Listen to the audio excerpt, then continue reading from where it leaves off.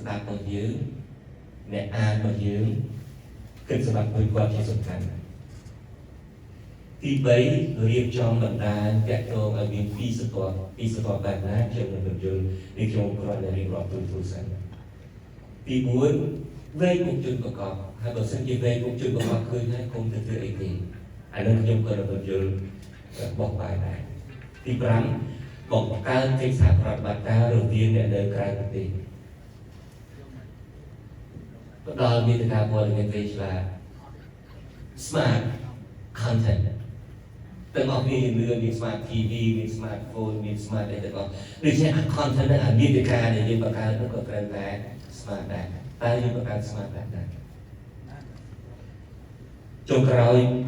អប់រំនិងលើកទឹកចិត្តឲ្យមានការចូលរួម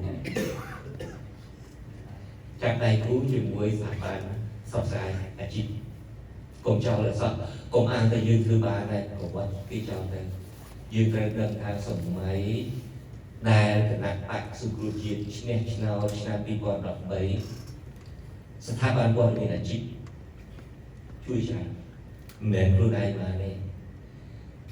ដូច្នេះកុំអានថាមានទូរស័ព្ទខ្លួនឯងមាន smartphone ខ្លួនឯងធ្វើខ្លួនឯងហើយក៏វត្តចោលស្ថាប័នអាជីពអត់ត្រូវខ្ញុំនឹងបញ្យល់ណែយុទ្ធសាស្ត្រមាន7ណាហើយជាបន្តទៅទៀតនេះខ្ញុំនឹងនិយាយមួយម្ដងទី1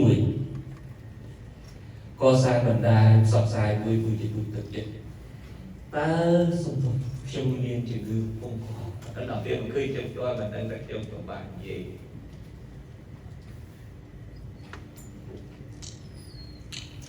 កសាងបែបណាបណ្ដាញផ្សព្វផ្សាយមួយគួរជាទីទុកចិត្តទី1ចងក្រងសិលធម៌មានក្រមសិលធម៌មានសម្លើងអ្នកកទេសសម្រាប់អនុវត្តលើសមត្ថភាពផ្សព្វផ្សាយកុំគិតថាធ្វើអ្វីមួយដល់គ្មានក្បួនខ្មែរយើងច្រើនធ្វើអីគ្មានក្បួនយើងធ្លាប់តែជែកគ្នាអញ្ចឹងយើងមិនមែនជា rule based society ទេយើងធ្វើអីវាច្រើន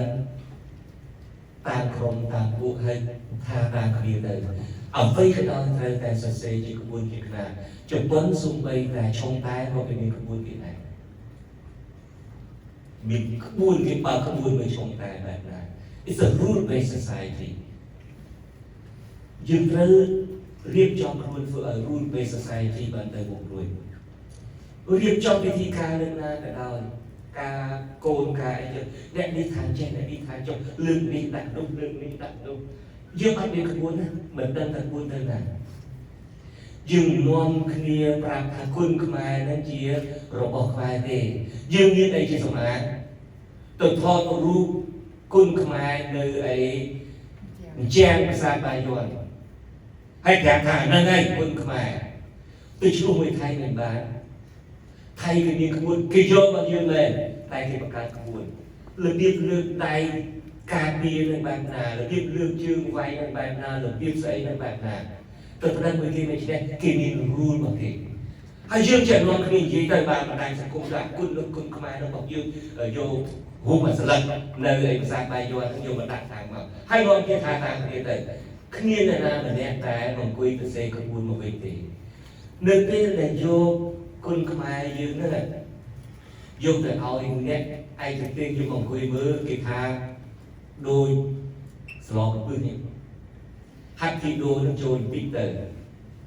តែខ្វាន់ដូនឹងចូលបន្តិចទៅវាអត់ជារបស់យើងពីព្រោះយើងអត់បានរៀបចំក្បួនហើយតាមពិតរបស់យើងសោះរបស់យើងសោះមកពីយើងអត់ចេះសរសេរក្បួនចាំខ្ញុំចង់និយាយជាមួយយុវជនចាប់ផ្ដើមងាកជំនាញរបស់ខ្លួនបែបណាចាប់ផ្ដើមសរសេរមកខ្ញុំនៅទីស្រីខ្ញុំសរសេរក្បួនទាំងអស់តើក្រុមសិល្បៈបែបណាសុភើមគ្គទេសខ្ញុំសរសេរទាំងអស់ដើម្បីកុំឲ្យយើងចូលទៅធ្វើការនិមិត្តចឹងណាតើសិង្ហបុរីឬសិង្ហបុរីតើលីបង់ឬលេបាណូននៅក្នុងអាស៊ីសេរីខ្ញុំមានទាំងអស់បើមើលទៅតើយើងគួរហៅលីបង់ប្រទេសលីបង់ឬគួរយើងហៅលេបាណូនតើយើងគួរហៅសិង្ហបុរីឬហៅសិង្ហបុរីដូច្នេះអ្វីដែលមានក្បួនទាំងអស់នៅអាស៊ីសេរីមានក្បួនទាំងអស់ហើយមានបញ្ហាបើមើលតើគួរហៅលោកស្រីឬហៅអ្នកស្រីមានក្បួនទាំងអស់បើមិនយល់ទេចូលមើលក្បួនលោកស្រីឬថាតែគាត់ស៊ីគេប្តីពុកត ប្តីគាត់មានតំណែងអីចឹងទៅគាត់អត់មានតំណែងទេយើងហៅគាត់ថាលោកស្រីទៅបងសុភួរគាត់ហៅលោកស្រីបានទេគាត់មានតំណែងខ្លួនគាត់ត្រូវហៅថាអ្នកស្រីឧទាហរណ៍អស់នេះសិតតែជាក្បួននៅអាស៊ីសេរីយើងមានក្បួនដូចជាទម្លាប់ធ្វើអ្វីមួយមានក្បួនការផ្សព្វផ្សាយរបស់ខ្មែរនៅក្រៅប្រទេសក៏មានក្បួនដែរអត់មានធ្វើស្រេចចឹងទេនៅពេលដែលស្រេចចិត្តវាអត់មានប្រសិទ្ធភាពគ្មានប្រសិទ្ធភាពទេឆ្លោះគ្នាពេញណាពេញណីហើយក្បួននឹងតាមពីក្រមសីលធម៌ដែរត្រូវប្រើពាក្យបែបនេះមុនបោះឆ្នោតឆ្នាំ2013គណៈបក្សសង្គ្រោះជាតិជានិមិត្តរូបនៃភាពក្លាហាន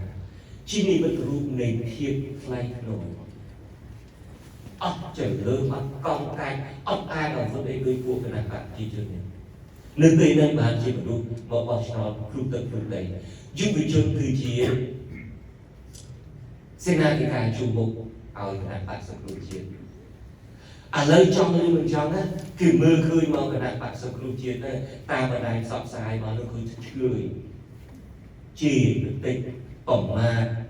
ការទៀនអាបឹងវិញណាវិញទាំងអស់ដូច្នេះអស់ហ្នឹងហើយដែលខ្ញុំថា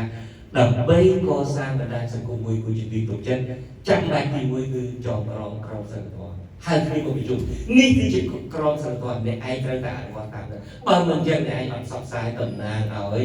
សង្គ្រោះជាតិឬតំណាងឲ្យសម្លេងប្រជាធិបតេយ្យខ្មែរនៅក្រៅប្រទេសបានទេហើយមានសម្លេងអ្នកប្រទេសទៀត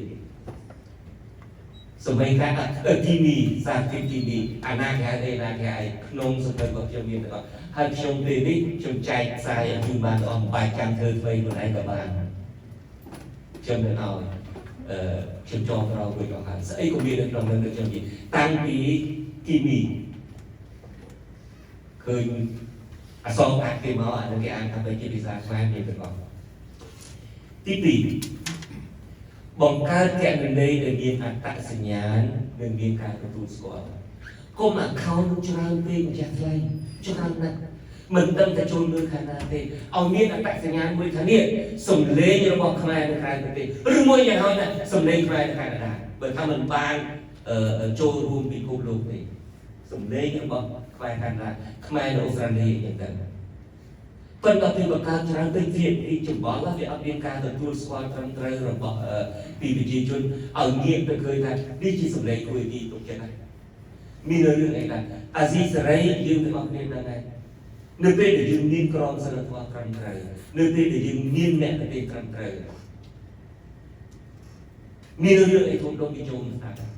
ពីចង់ដឹងថាតើអាស៊ីសេរីផ្សាយ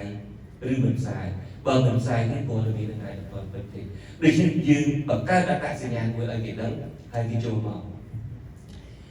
ដូច្នេះខ្ញុំគិតថាមេធំអ្នកដែលមាន decision maker នៅក្នុងសហគមន៍ខ្មែរនៅក្រៅប្រទេសគួរយកឲ្យនឹងទៅពិចារណាថាគុំបង្កើតច្រើនពេកទេខ្ញុំឃើញការរៀបចំពីម្សិលមិញហ្នឹងល្អខ្ញុំមិនដែលបានឃើញបែបហ្នឹងមានការចូលរួមពីគណៈបកនេះគណៈបកនោះមានការចូលរួមពីយុវជនអីចឹងដឹងតែសម្ដែងតែមួយទៅបានហើយកុំឲ្យច្រើនពេកពិធីនឹងចូលរួមតែមួយទៅបានឃើញតុកមួយគ្នានៅពេលដែលមិនអង្គុយតុកឯឈរឡើងទៅជាគណៈអធិបតីនឹងជាគណៈបកនេះគណៈបកនោះមានបណ្ដាយុវជនអីចឹងយើងចាប់ផ្ដើមធ្វើបែបហ្នឹងតែម្ដងឲ្យមានជាសម្ដែងរួមមួយបាទមួយទៀតដែលប្រើប្រាស់អត្តសញ្ញាណនេះគឺសូមតែមួយបានតែកុំឲ្យច្រើនពេកអី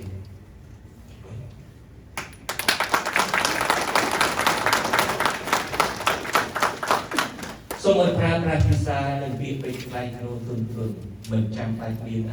មិនចាំបាច់មានអីទេភាសាទន់ភ្លន់មិនស្អាតខ្លាយសង្កត់ណាខ្ញុំមិនដែលបើស្ដាប់ខ្ញុំនិយាយនៅលើអាស៊ីសេរីខ្ញុំមិនដែលប្រើភាសាប្រមាថការពារអីទេហ៊ុនសែនស្អប់ខ្ញុំសង្កត់ណានៅពេលដែលគេដេញយើងចេញពីភ្នំពេញយើងចាប់ផ្ដើមសុំឲ្យគេអនុញ្ញាតឲ្យយើងចូលវិញលោកហ៊ុនសែនព្រមបាទគេដេញយើងចេញដែរជា3ខែយើងចាប់ផ្ដើមតាក់ទងតាមស្ថានទូតយើងចាប់ផ្ដើមតាក់អី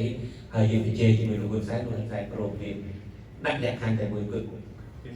សុំដេញយើងចាប់បត់ចេញជាស៊ីស្រេចបើដេញចេញឲ្យបើប្រូនៅក្នុងពេលនេះបានទៀតដូច្នេះ គាត់ស្អប់ខ្ញុំមិនហ៊ានប្រើពាក្យថាគាត់ខ្លាចទេអត់ចាំបាច់ថាទៅជេរគាត់ទៅប្រមាណគាត់ទេនៅតែលោកនាយករដ្ឋមន្ត្រីហ៊ុនសែននៅតែស្អីនេះសំខាន់ថាតើខ្លឹមសាររបស់យើងផ្សាយនយោបាយសុខភាពបែបណា